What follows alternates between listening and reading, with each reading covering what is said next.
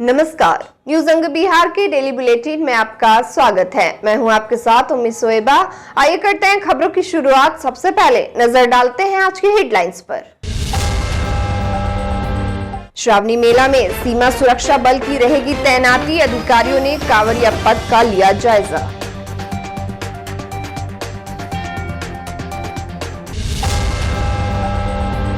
देर रात कुलपति ने पैट का रिजल्ट किया जारी, कहा अब निश्चित टाइम फ्रेम में किए जाएंगे सभी काम।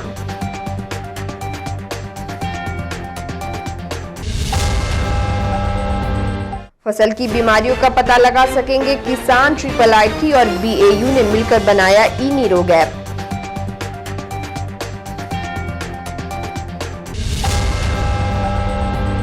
बालू के अवैध खनन के आरोप में आरजेडी नेता गिरफ्तार, माफियाओं में मचा हड़कंप।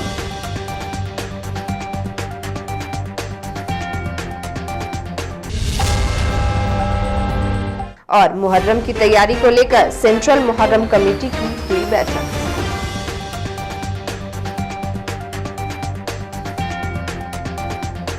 और अब समाचार विस्तार से।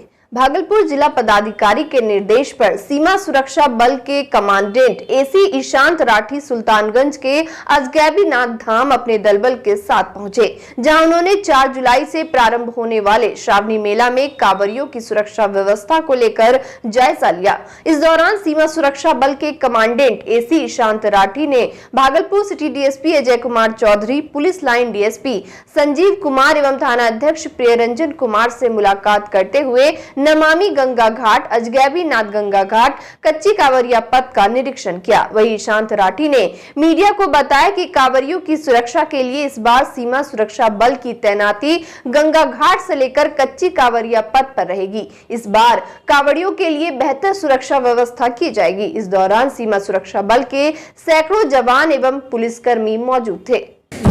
कांवरियों की सुरक्षा के लिए हमारे वरीय सीनियर महोदय के निर्देशन पर काम चल रही है, जिसमें भी फोर्स डिप्लॉयमेंट की जा रही है और जहाँ जहाँ जरूरी है, जहाँ जहाँ ऐसा लग रहा है, हम लोग को अभी हम घूम रहे हैं, जहाँ जहाँ लग रहा है कि फोर्स की जरूरी है वहाँ हम लोग फोर्स। कांवरियों को इस बार बेहतर सुरक्षा मिलेगी, बहुत ही बेहतरीन सुरक्षा मिलेगी, कोई तरह की दिक्कत नहीं होगी, विधि व्यवस्था की भी कोई दिक्कत नहीं है। तिलकमांझी भागलपुर विश्वविद्यालय ने PhD प्रवेश परीक्षा का रिजल्ट महज 1 सप्ताह के भीतर जारी कर एक नया कीर्तिमान बनाया है। TMU के कुलपति प्रोफेसर जवाहरलाल ने शनिवार की देर रात विश्वविद्यालय प्रशासनिक भवन स्थित अपने कार्यालय में अधिकारियों की मौजूदगी में पैट रिजल्ट प्रकाशित किया।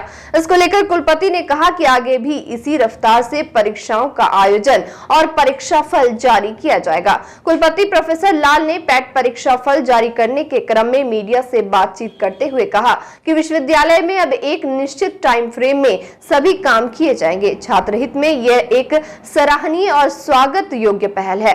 VC ने बताया कि PhD एंट्रेंस टेस्ट 2022 का आयोजन 25 जून को मुख्यालय स्थित 4 परीक्षा केंद्रों पर हुआ था।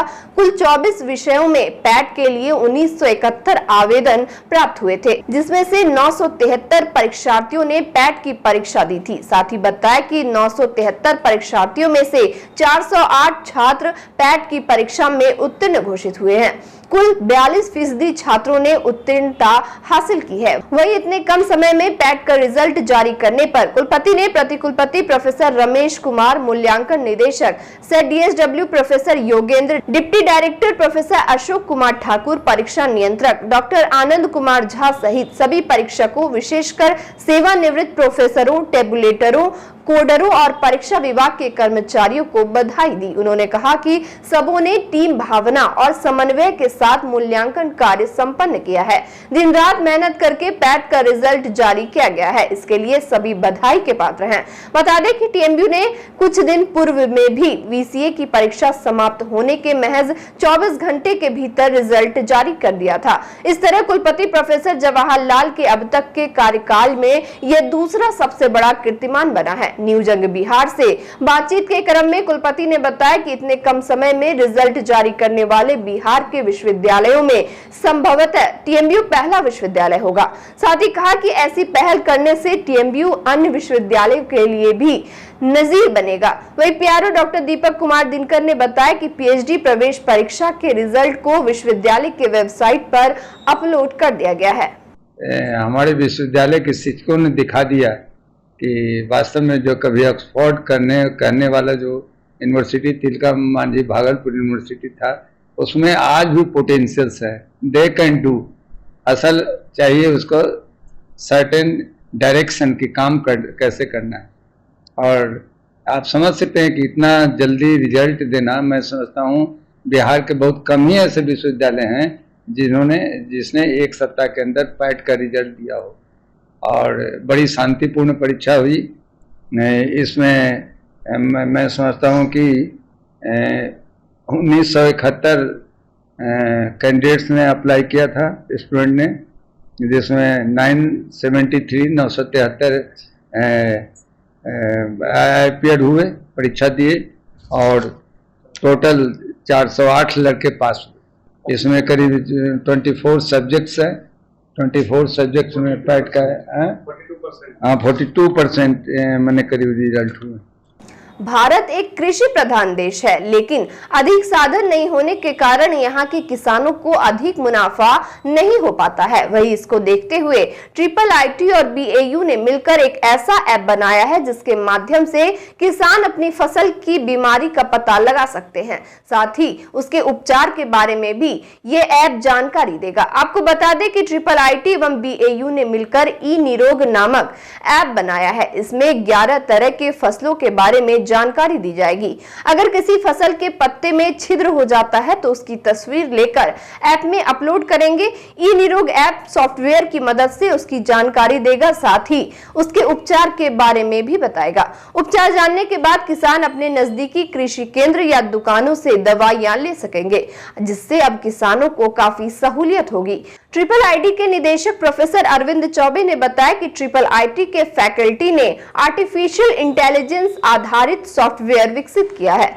इससे ये फायदा होगा कि किसान खेत में मिलने वाले इन्फेक्टेड पौधे की तस्वीर लेकर अपलोड करेंगे। इसके बाद उन्हें सारी जानकारियां मिल जाएगी। इससे किसानों को खेती में आसानी होगी, समय पर बीमारी का उपचार मिल सकेगा। इस ऐप में गेहूं, मक्का, धान सहित कई तरह के फसल के बारे में जानकारी दी जाएगी। किसानों की जो समस्याएं हैं कि किसान जब सुबह खेत में जाते हैं तो देखते हैं कि किसान उनका जो पौधा गेहूं, धान जो भी है, या तो पीला हो रहा है या जो सूख रहा है, या जो सब्जियां थीं, पत्तियां उनकी, उनमें छेद होते हैं और कीड़े घूमते रहते हैं। AI based, artificial intelligence based हमने एक सॉफ्टवेयर डेवलप किया।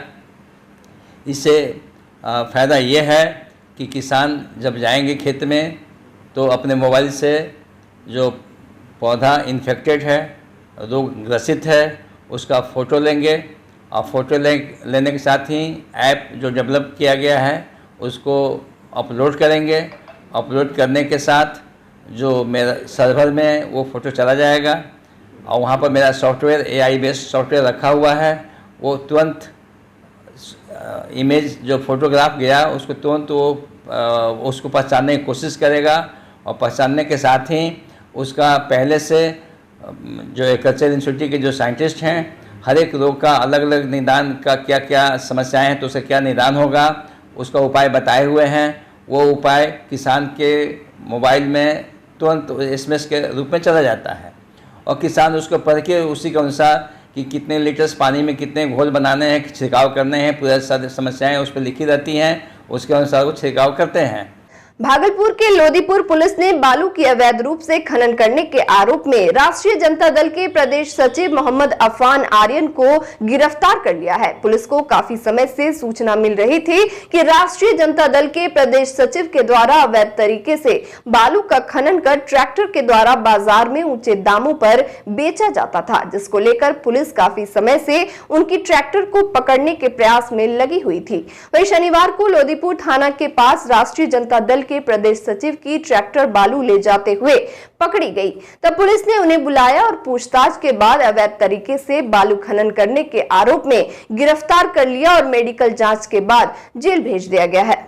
मुहर्रम की तैयारी को लेकर सेंट्रल मुहर्रम कमेटी की बैठक रविवार को भागलपुर मुस्लिम हाई स्कूल में हुई। मुस्लिम एजुकेशन कमेटी के हॉल में आयोजित बैठक की अध्यक्षता प्रोफेसर फारूक अली ने की। वही निर्णय लिया गया कि आगामी बैठक पैकरों के साथ 9 जुलाई को बिजलीचक में होगी। सेंट्रल मुहर्रम कमेटी के संयोजक प्रोफेसर फारूक अली ने बताया कि जिले में शांतिपूर्ण ढंग से मुहर्रम संपन्न कराने के लिए आज विभिन्न अखाड़ों के खलीफा और पदाधिकारियों के साथ बैठक रखी गई थी। इस अवसर पर शिया वक्फ कमेटी के जिला सचिव सैयद जीजा हुसैन ने कहा कि पूर्व की तरह मुहर्रम का अखाड़ा और मातमी जुलूस सौहार्दपूर्ण माहौल में निकाला जाएगा। मौके पर तकी अहमद जावेद, मिंटू कलाकार, जिनी हमीदी, प्रोफेसर एजाज अली रोज, महबूब आलम समेत कई लोग मौजूद थे। देखिए, सेंट्रल मुहर्रम कमेटी भागलपुर की बुनियाद मुहर्रम शांति, अमन चैन और शहादत के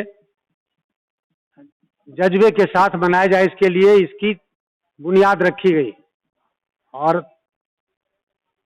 पिछले 12-13 साल में मुहर्रम कमेटी ने अच्छा काम किया है और पूरे हिंदुस्तान में वाहिद भागलपुर एक ऐसा शहर है जहां मुस्लिम संप्रदाय के 2 समुदाय जो हैं, शिया और सुन्नी, दोनों मिलकर सेंट्रल मुहर्रम कमेटी को संचालित करते हैं और बिल्कुल ही तालमेल से ऐसे संचालित करते हैं। और जब भी हम लोग ये शुरुआत हुई है तब से जो मुहर्रम का जुलूस खासकर शिया लोगों का जो भी निकलता है और सुन्नी भाइयों का निकलता है, काफ़ी कोऑर्डिनेशन है।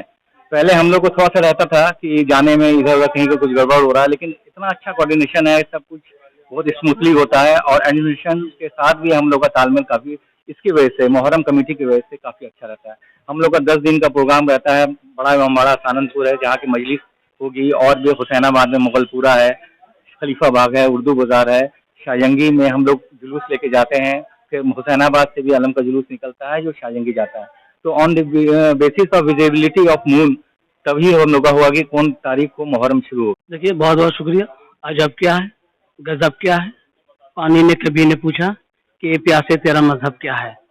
रही बात पैकर की, ये देखिए, पैकर का एक अपना जुनून होता है। उसमें पैकर में कोई धर्म के लोग लिमिटेशन नहीं कि वो मुस्लिम ही धर्म के होते हैं। पैकर में क्या है कि वो मनता के आधार पर वो मना करते हैं। उसमें हिंदू भाई भी होते हैं और भी कई धर्म के इसमें लोग इसमें जुड़े होते हैं। हाँ, अब रही बात है कि वो जो उधमबाजी करते हैं वो नहीं करना चाहिए। ये शांति का प्रतीक देना चाहिए। पैकर का काम था मैसेज देना, मैसेज ही पहुंचाना। लेकिन कुछ लोग ऐसे लोग होते हैं कि जिसकी वजह से एक पैकर के चक्कर में कई पैकर बदनाम हो जाते हैं। सारे पैकर ही अच्छे होते हैं, कुछ पैकर के वेश होते हैं। अभी तो माफ कीजिएगा, अभी तो सावन भी आने वाला है। एक तरफ कांबर भी चलेगा, एक तरफ हमारे पैकर भाई भी चले गए, एक तरफ पत्ता पत्ता फूल फूल या रसूल होगा, दूसरी तरफ बच्चा बच्चा राम का जय श्री राम भी होगा। उसमें हमको सेंट्रल मुहर्रम कमेटी के, हम जिला शांति समिति वालों को दोनों है कबूल, हमें दोनों कबूल है। दोनों भाई आराम से चलेंगे। इसके लिए अभी जो मीटिंग हो रही है, कोर कमेटी की जो मीटिंग हो रही है, इसमें यही बात का मंथन हो रहा है कि 1 महीना पहले दस्तक हो जाए। प्रशासन से हम मांग करेंगे कि हमारा चुस्त दुरुस्त काम हो। इसमें हम अभी से प्रशासन से मांग करते हैं कि भागलपुर की जितनी भी रोडें हैं उसको दुरुस्त किया जाए। खासकर मुस्लिम एजुकेशन हॉल के सामने, मुस्लिम कॉलेज के सामने जो रोडें हैं, जो आने वाले समय में हमारे को 25 दिन मात्र समय बचा है, उस समय ये परेशानियां मुस्लिम स्कूल के पास आने वाली है। उसको आज भी हम फटाफट उसको तैयारी करवा दें।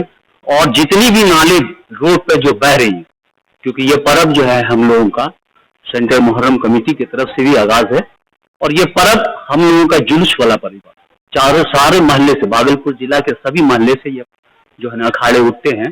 तो यहाँ पे जो अभी हम देख रहे हैं पिछले 3 महीने 4 महीने से जो गड्ढा है, उस स्थिति को हम लोग प्रशासन के माध्यम से, प्रशासन से भी मांग करते हैं कि इसको जल्द से जल्द दुरुस्त किया जाए। ये 12 साल या 15 साल के समथिंग ये कमेटी बनी हुई, और इसमें जिस तरह से लोगों ने मेहनत किया उसी का नतीजा है कि आज अखाड़े में बहुत सा मतलब उसमें टूटी थी उसमें सुधार हुआ है।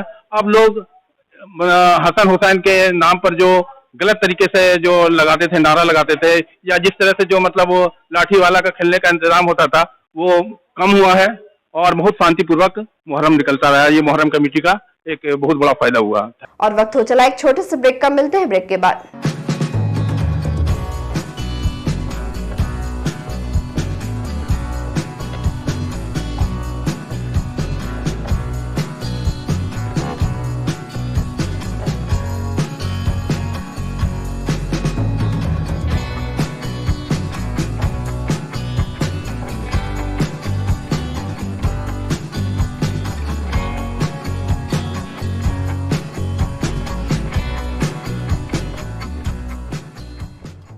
ब्रेक के बाद फिर से आपका स्वागत है। बढ़ते अगली खबर की ओर। बेगूसराय के तेगड़ा थाना क्षेत्र अंतर्गत बरौनी हनुमान नगर के रहने वाले राजाराम शाह का 25 वर्षीय बेटा मनीष कुमार बीते 8 जून से लापता है, जिसको लेकर उसके परिजन काफी खोजबीन कर रहे हैं, लेकिन उसका अब तक कोई पता नहीं चल पा रहा है। बताया गया कि मनीष फेरी का काम करता है और बीते 8 जून को शाम 5 बजे बारो गढ़हड़ा बाजार के लिए निकला और अभी तक घर वापस नहीं लौटा। उसका मोबाइल स्विच ऑफ बता रहा है। मनीष को अंतिम बार बरौनी स्टेशन पर देखा गया, जहां से वह लखनऊ जाने वाली ट्रेन पर सवार हुआ। वहीं अगर आपको इस लड़के के बारे में कुछ भी जानकारी मिलती है तो 9939490042 पर जानकारी दें।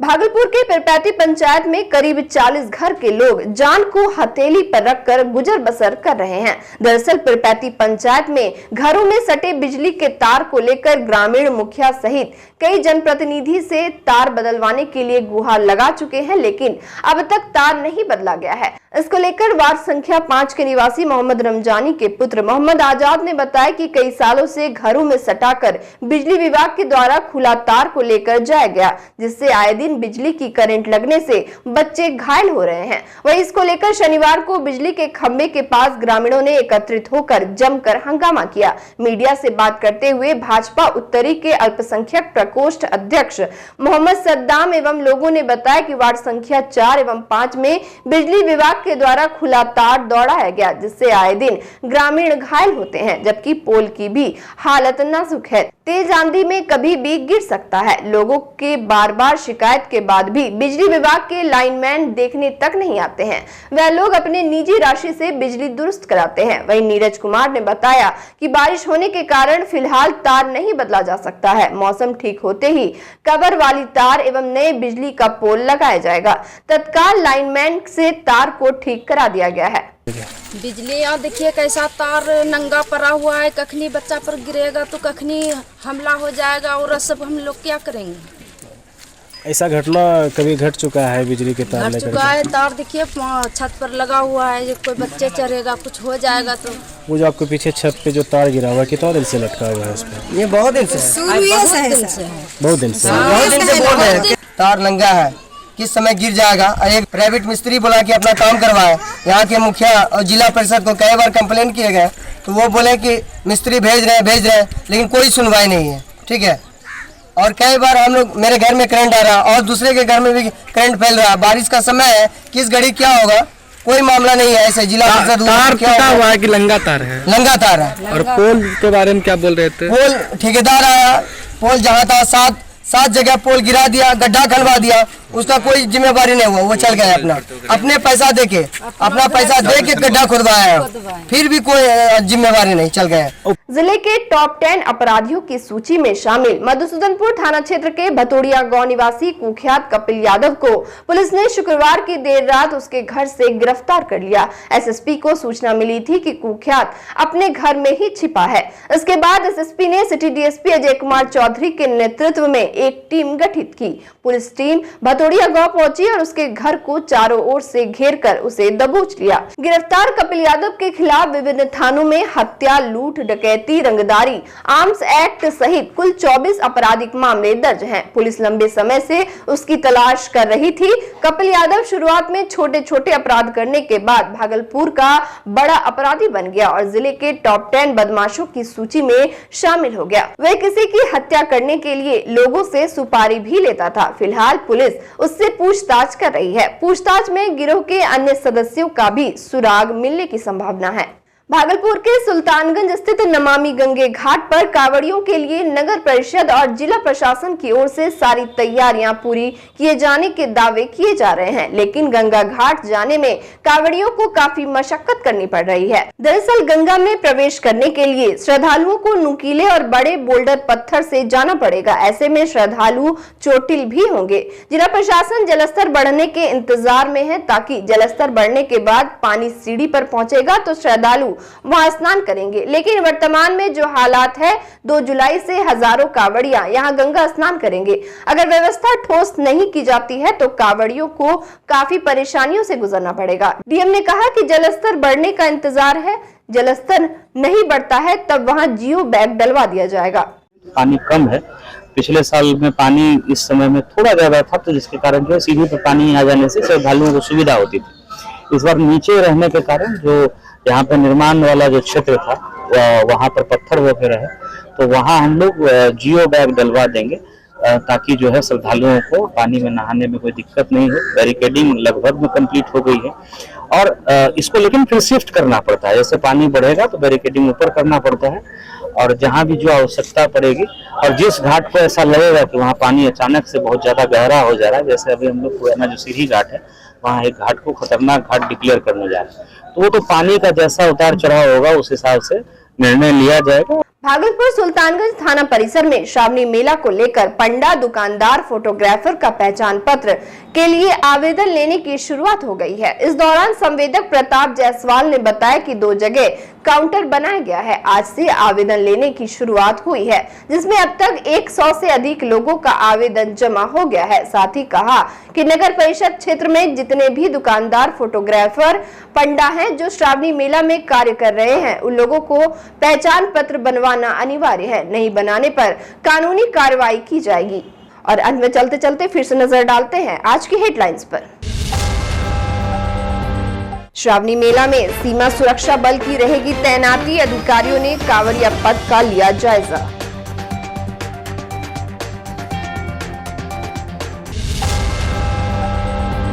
देर रात कुलपति ने पैट का रिजल्ट किया जारी, कहा अब निश्चित टाइम फ्रेम में किए जाएंगे सभी काम।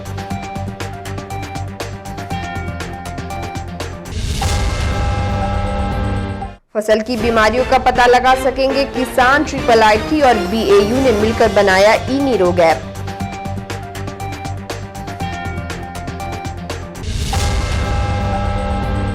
बालू के अवैध खनन के आरोप में आरजेडी नेता गिरफ्तार, माफियाओं में मचा हड़कंप।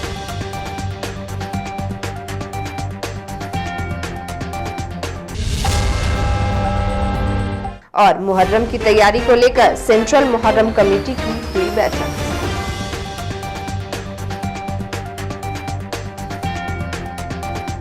आज के इस बुलेटिन में बस इतना ही। नमस्कार।